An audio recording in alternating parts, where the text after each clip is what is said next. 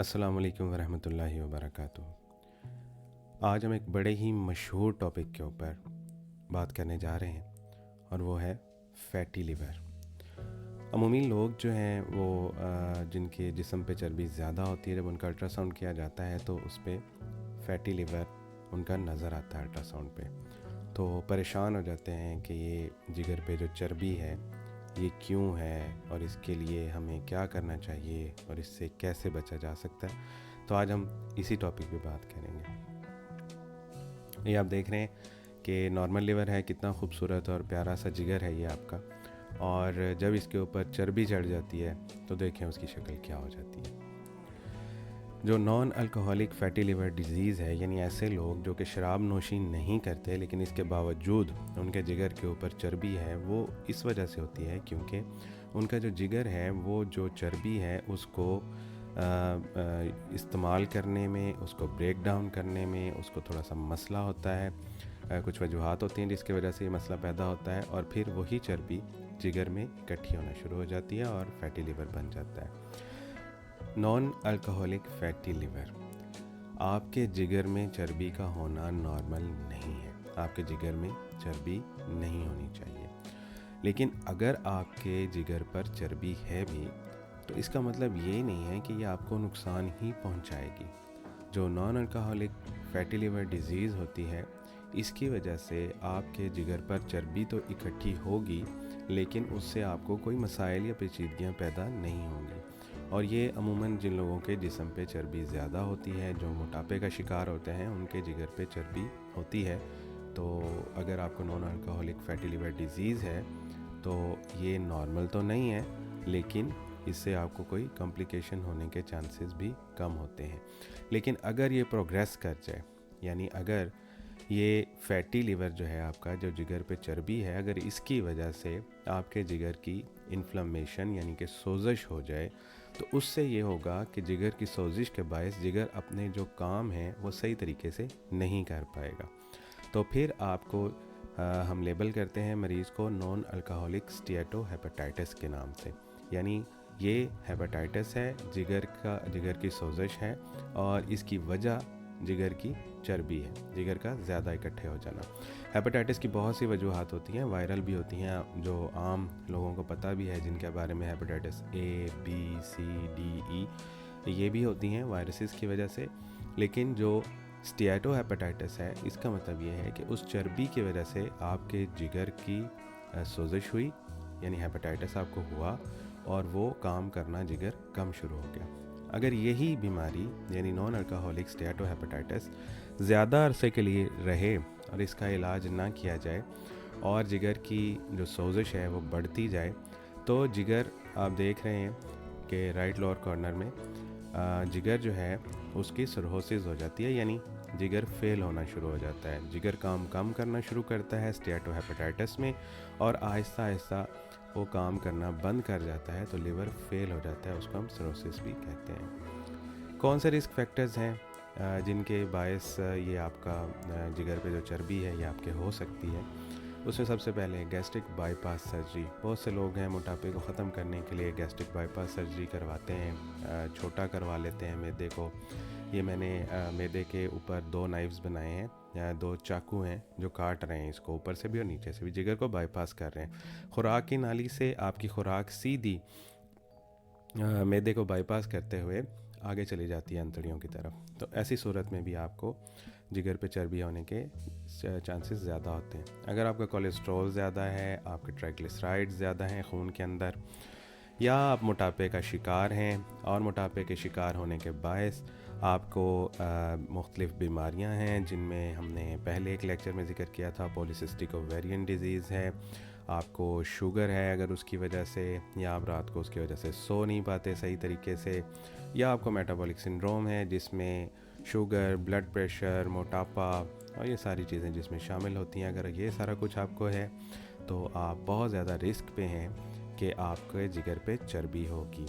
अगर आपका थायराइड, गले का गुदूद जो गले के अंदर होता है, वेल नोन है लोग इससे, बहुत से लोगों को पता है कि थायराइड क्या होता है। ये गले के अंदर एक गुदूद होता है जिसका काम हार्मोन्स कुछ पैदा करना होता है। अगर ये कम काम करना शुरू कर दे तो भी जिगर पे चर्बी होने के चांसेस ज़्यादा हो जाते हैं। इसके अलावा राइट साइड पे नीचे दिमाग की तस्वीर बनाई है मैंने और उस पे ऊपर एक गोल दायरा लगाया है।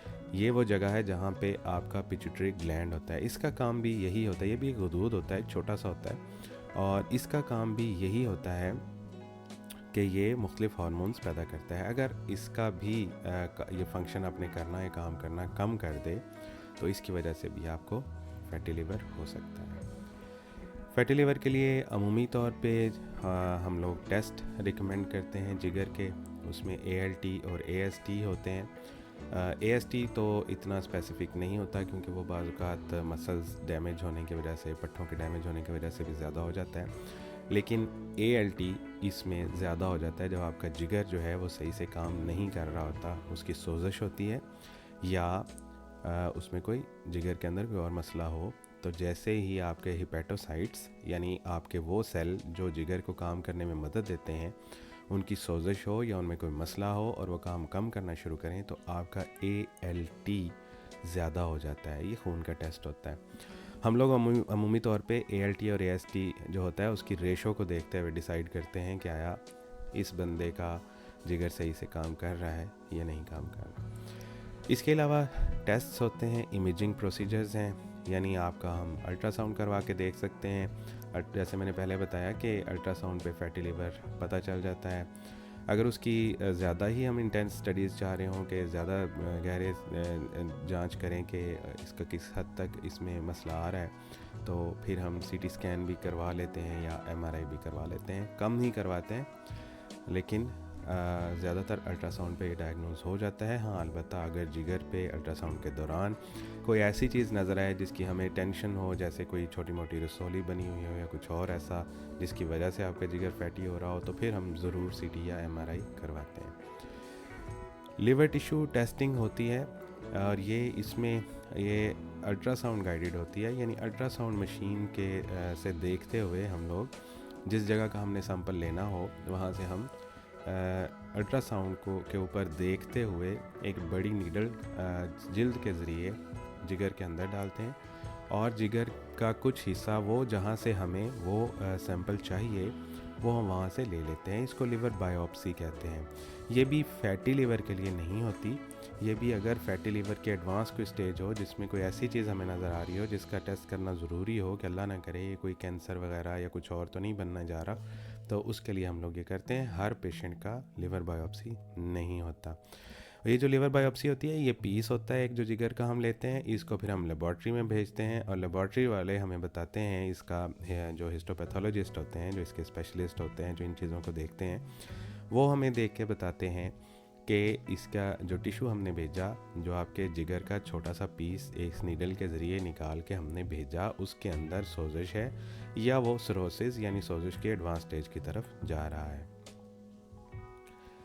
इलाज इसका क्या है?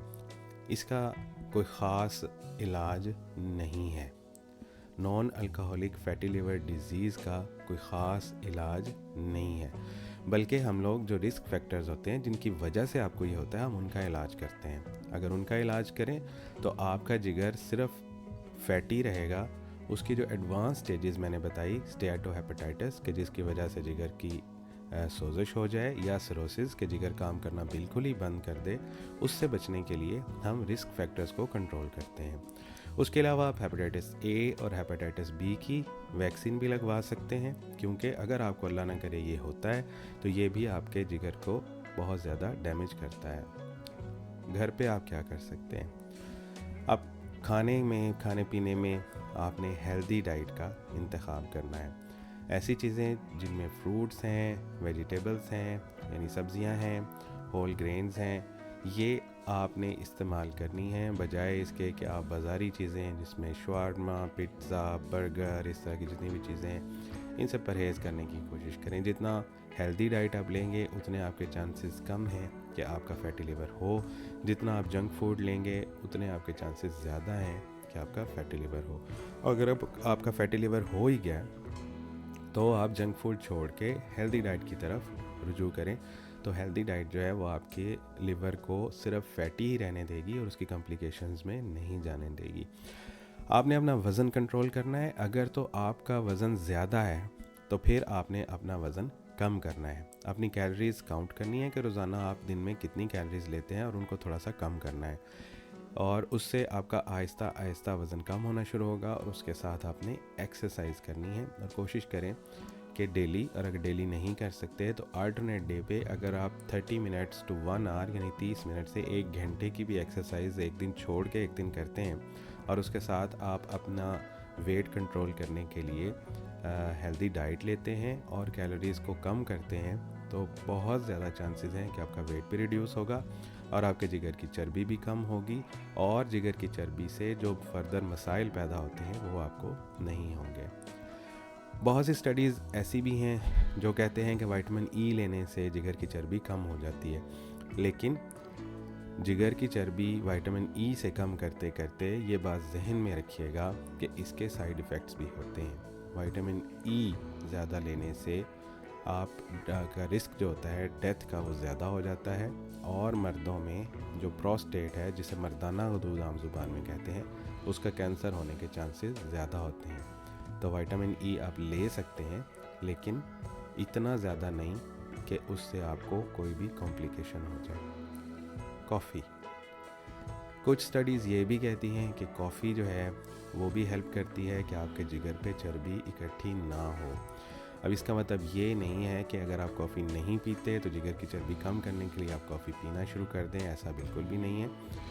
कॉफ़ी आपके जिगर की चर्बी पैदा होने में कमी करती है, लेकिन कॉफ़ी आपके जिगर में जो चर्बी मौजूद है उसको कम नहीं करती और ना ही उसको ख़त्म करती है। तो अगर आपकी रूटीन में कॉफ़ी शामिल है तो ठीक है, वेल एंड गुड।